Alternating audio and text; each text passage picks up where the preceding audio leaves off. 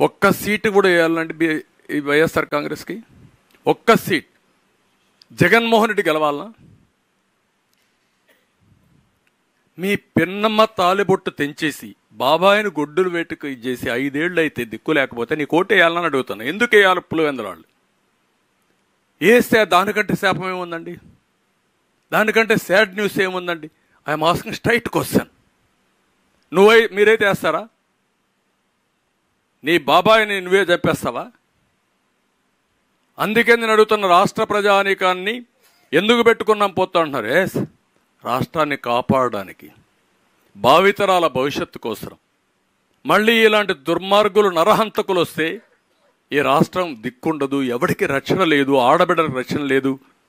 ఎక్కడ చూసినా గంజాయి, లిక్కరు, రౌడీజం, డబ్బులు, కబ్జాలు, ఆస్తులకు రక్షణలే, మానానికి శీలానికి రక్షణలే, ఆడబిడ్డలకు రక్షణలే, ధైర్యంగా రోడ్డు మీద తిరిగి వస్తాం ఇంట్లోకని నమ్మకంలే. 14 సంవత్సరాలు ముఖ్యమంత్రిగా పనిచేసిన నాలాంటి వాడికి రక్షణ లేకపోతే ఎవరికి రక్షణ ఉంటుందండి ఈ రాష్ట్రంలో? ఈ విషయం మనం గుర్తుపెట్టుకోవాలి. అందుకే 20 ఇచ్చారంటున్నారు మీరు. 20 ఇస్తే నేను హ్యాపీగా లేదు. అతనికి డిపాజిట్ రాకూడదు, ఆ పార్టీ ఉండకూడదు ఈ రాష్ట్రంలో. ఏ నాయకుడన్నా ఉండేయండి, తప్పులేదు. నేను ఐఎమ్ నాట్ బాదర్డ్. ఇలాంటి అర్హత లేని వాళ్ళు రాజకీయాల్లో ఉండడం ఈ రాష్ట్రానికి, ఈ దేశానికి అరిష్టం. అదే నేను చెప్పేది, మీరు గుర్తుపెట్టుకోవాలి. ఎవడన్నా పని చేస్తే కూడా మీరు ఎవరన్నా ఇంకా ఇది చేస్తే అది ఈ రాష్ట్ర కర్మ, మీ కర్మ కంటే రాష్ట్ర కర్మ అది.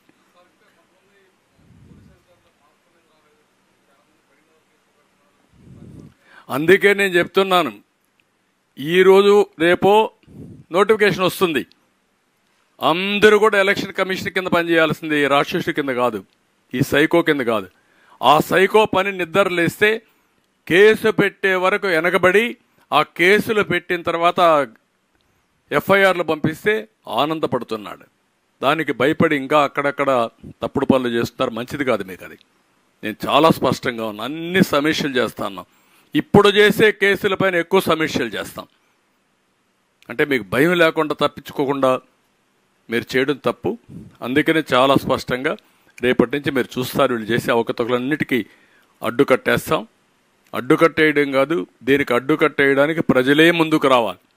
నేను ఐఎమ్ అప్పీలింగ్ ఆల్ పీపుల్, బాధితులే క్యాంపెయినర్స్గా తయారు కావాలి.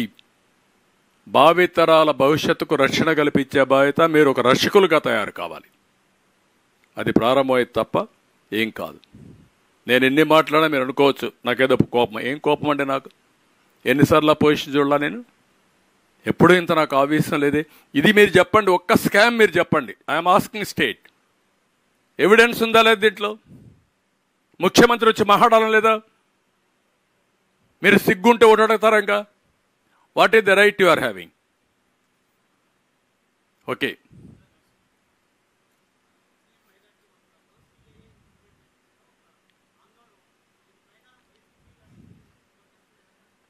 ఏది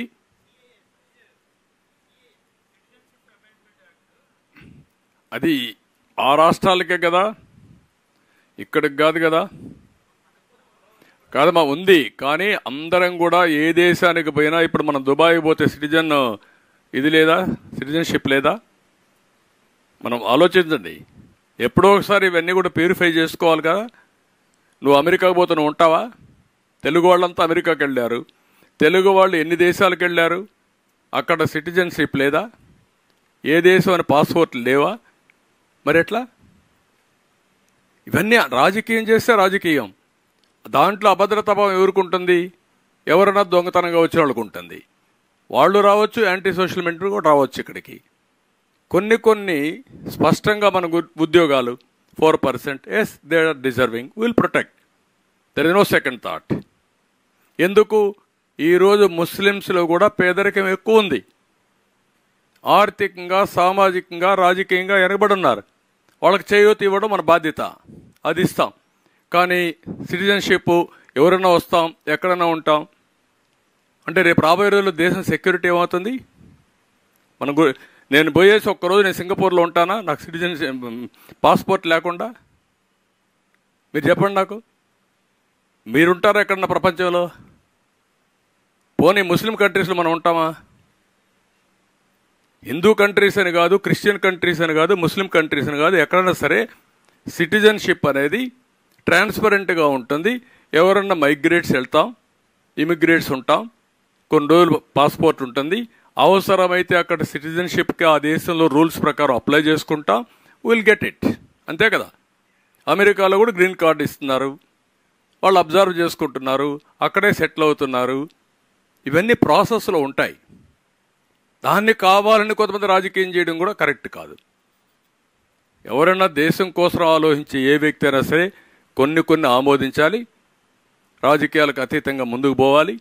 మనకు కూడా కొంత క్రమశిక్షణ ఉండాలి.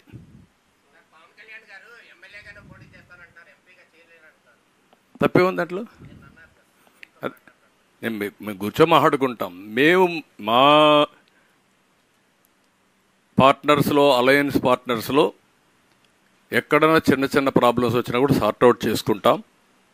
రెండోది, ఒకటే నేను మా నాయకుల్ని, మా కార్యకర్తల్ని, 3 పార్టీల నాయకుల్ని, కార్యకర్తలను ఒకటే అప్పీల్ చేస్తున్నాం. ఈ 3 పార్టీలు కలిసి పోరాడేది రాష్ట్రాన్ని సేవ్ కాపాడుకోవడానికి, ఈ రాష్ట్ర భవిష్యత్తు కోసం చేశాం. అందుకే అందరం కలిసి ఎక్కడికి కూడా ఒక అవగాహన రావాలి. సీట్లు రాని వాళ్ళు మా పార్టీలో కూడా కొంతమంది ఉంటారు. ఎన్నో సంవత్సరాలుగా అవస్థలు పడ్డారు, కేసులు పెట్టించుకున్నారు, జైలుకు పోయారు, మళ్ళా వచ్చారు, అన్నీ కూడా ఇబ్బందులు పడ్డారు. కొంత ఆవేదన, కొంత తపన ఇవన్నీ ఉంటాయి. కానీ ఈరోజు మనం గవర్నమెంట్ రావాలి, ఫస్ట్ స్టేట్, ప్రజలు, తర్వాత మనం. అది తప్పదు మనకు. ఆ విషయం గుర్తుపెట్టుకోవాలి.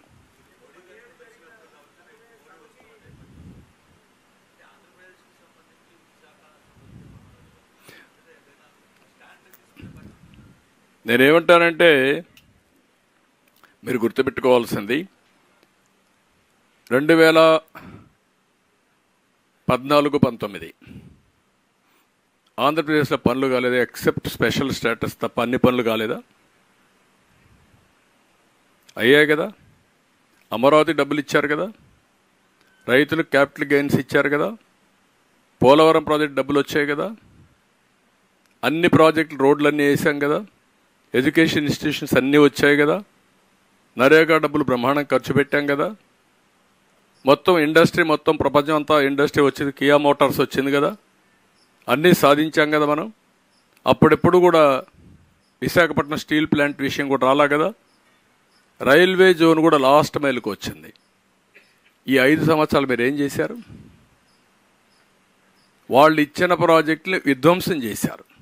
అమరావతి నాశనం చేశారు, పోలవరం ముంచేశారు, లేకపోతే ఇండస్ట్రీస్ని తరిమేశారు. కనీసం నిన్న చెప్పారు వాళ్ళు, విశాఖపట్నం రైల్వే జోన్కు ల్యాండ్ ఇవ్వలేదు కాబట్టి మేము పనులు ప్రారంభించలేని చెప్పారు. సిగ్గేదా మీకు ఇది? ఇంకా ఏం మాట్లాడతారు మీరు? అందుకే ఈరోజు నేను పొత్తు పెట్టుకున్నది. ఎందుకంటే డెఫినెట్గా ఆటోమేటిక్గా ఈ పనులన్నీ అవుతాయి. ఇంకోటి, ఈ పనులు కావడం కాదు, ఈరోజు ఒక రోడ్ మ్యాప్ పెట్టుకొని దేశం ముందుకు పోయే పరిస్థితి వస్తుంది. 2047 వాళ్ళు ఎంత ముందుకు పోవాలి, ఎంత ఫాస్ట్గా పోవాలని వాళ్ళు ఆలోచిస్తే, ఈ మహానుభావుడు ఎంత ఎనిక్కి తీసుకుపోవాలనో, ఎంత ఫాస్ట్గా రివర్స్ గేర్లో పోవాలనో పోయే పరిస్థితికి వచ్చాడు. ఇంకా జరగబోయేది యాక్సిడెంటే. ఆ విషయం మీరు గుర్తుపెట్టుకోవాలి. ఏదో కేంద్రం ఇంకా చేస్తుందా?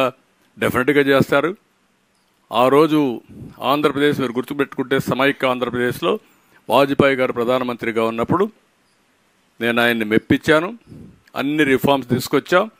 ఈరోజు ఆంధ్రప్రదేశ్లో ఒక మంచి సిటీ తెలంగాణలో ఉందంటే హైదరాబాద్. అది ఒక నమూనా. ఎవరి వల్ల అయింది అది? ఆ రోజు కోalition గవర్నమెంట్లో, ఎన్డీఏలోనే జరిగింది. ఈ విషయాలు మనం గుర్తుపెట్టుకోవాల్సిన. ప్రజలకు ఒకటే అప్పీల్ చేస్తున్నా, మీరేదో బీజేపీ మీద, సరే ఈ 5 ఏళ్ళు కమ్యూనికేషన్ గ్యాప్తో ఇవన్నిటితో కొంతమందికి కొన్ని రిజర్వేషన్స్ ఉంటాయేమో, కానీ ఎవ్వరికి రిజర్వేషన్స్ ఉండాల్సిన అవసరం లేదు. ఏదైతే 2014-19లో ఇద్దరం కలిసి ఏ విధంగా అయితే అభివృద్ధి చేశామో దానికంటే మెరుగ్గా అభివృద్ధి జరుగుతుంది. నిధులు వస్తాయి, పనులు అవుతాయి. ఆ విషయం అందరూ గుర్తుపెట్టుకోవాలి.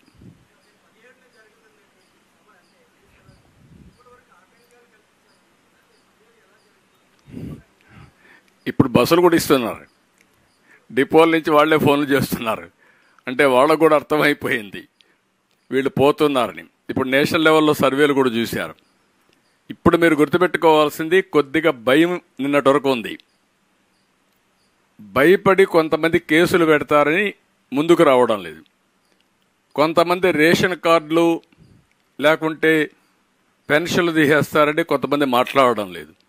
ఇప్పుడు నేను అప్పీల్ చేస్తాను, అందరినీ స్వేచ్ఛగా మాట్లాడండి, ఓపెన్గా చెప్పండి, ఒకరికి చెప్పండి, ఒకరు 10 మందికి చెప్పండి, రోడ్డు మీదకి రండి, మీ భవిష్యత్తు కాపాడుకోండి, మీ భవిష్యత్తుకు గ్యారంటీ మాది. ఓకే, మీకేమైనా డౌట్ ఉన్నాయిగా? మీరు కూడా పనిచేయండి, మీ పిల్లలకు ఉద్యోగాలు కావాలంటే.